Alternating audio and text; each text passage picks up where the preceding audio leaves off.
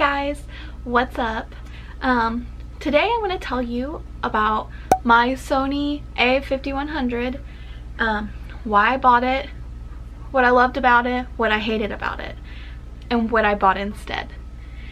So I actually don't have the camera with me because I could not return it to the store fast enough. I had nothing but problems with it. I wish I had done more research when I bought it. Start with the pros. Let's start with what I loved about the camera.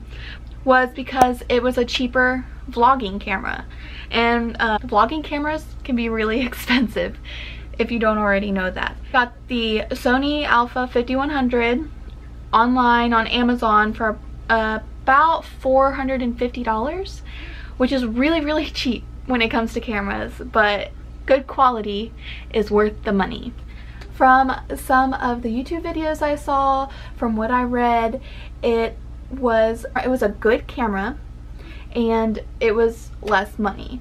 The footage and the sound of it was good, and one of the things that I really loved about it is it had interchangeable lenses.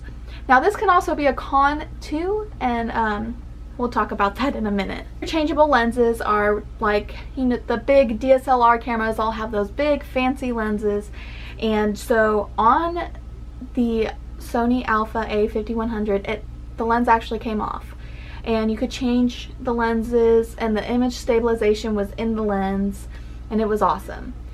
It made it a little front heavy, but that was like a give and take as far as what I wanted to use the camera for. And another pro about this camera was that the screen flipped up, which is awesome if you're vlogging because you can see what you're shooting.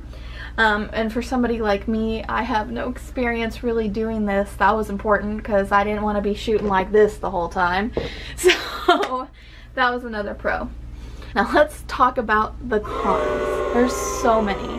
I had this camera for 1 week, and within that week was just a complete and total nightmare. It overheats. I guess because the camera is a cheaper quality, the casing of it just overheats. I'd be doing a video for 5 minutes and it wouldn't even be solid 5 minutes. It would be off and on, and it would overheat and shut down even if I left the battery port open or if I had the screen flipped up. And another con is that Sony had absolutely terrible customer service. With all the problems I had, I finally said, you know what, let's just call, let's get this figured out. And when I called multiple times. The customer service representatives didn't actively listen to me. They focused on one problem if I was calling with 2-3 problems. They focused on that one problem, and when it wouldn't fix, they just brushed it off. Like, okay, well, call us when it's actually broken. And that to me is terrible customer service. I've worked in customer service for 13 years and I would never ever speak to a customer the way I was spoken to. Also, the customer service, they harassed me. When the last time I called, we couldn't get it resolved, so I said, you know what, it's okay, close the case, we are just gonna send it back. I don't want to have to deal with this anymore. And they literally called me over and over again to try and fix the problem, even though I told them it's okay, I'm just gonna return it. And this happened over the course of 12 hours. Even while I was in bed asleep, my phone was ringing.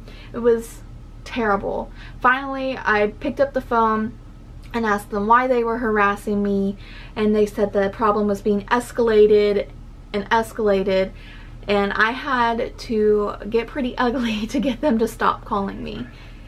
I could not believe it. I've never experienced that in my life. Another con is the interchangeable lenses. While it's really cool, those lenses are expensive.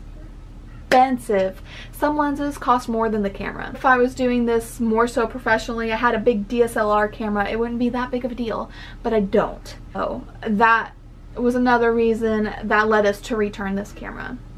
Another problem I had with this was it would not read my memory card. I would turn on the camera, it said no card, so I'd have to open up the port, take it out, put it back in, and by then I would have missed the moment. And I used SanDisk memory cards, I used some off-brand memory cards, I probably tried with 5 or 6 different memory cards, and it happened almost every single time. It was just one of those things that was so obnoxious, because when it would happen, I would be filming something, and in the middle of it I would get an error on the screen that it needed to recover the card. So whatever I was just filming, I lost. And about half the time, it would just completely erase what I had on that memory card. I could not have that. Another problem I had with the Sony A5100 is it would turn off randomly. I would be sitting like this talking to the camera, recording something, and it would just shut down. It wasn't that it overheated, it just shut down in the middle of recording, and nothing was saved onto my memory card. I missed out on so much because of that. This camera was just so frustrating, and I wanted to love it so much. I spent so much money on it. I wanted to be happy with it and just love it, but it didn't work out, and it was just terrible. So now that I've returned it and I've done more research and I've left my reviews where I needed to leave my reviews, it is a common problem for that camera to just overheat. And whether you're taking pictures, whether you're taking videos, it'll overheat after about 10 minutes of use. Seems to be the common time that it takes to overheat. So we returned the camera, and what I bought instead was a Canon G7X Mark II, which this is my first time actually using it to use it and not just playing around with it, and I love it so much more already. You'll see a lot of videos on YouTube that get you all super pumped and excited about the Sony A5100, and just don't. Just don't. It is not worth the money. It was nothing but a headache. It left me in tears most days.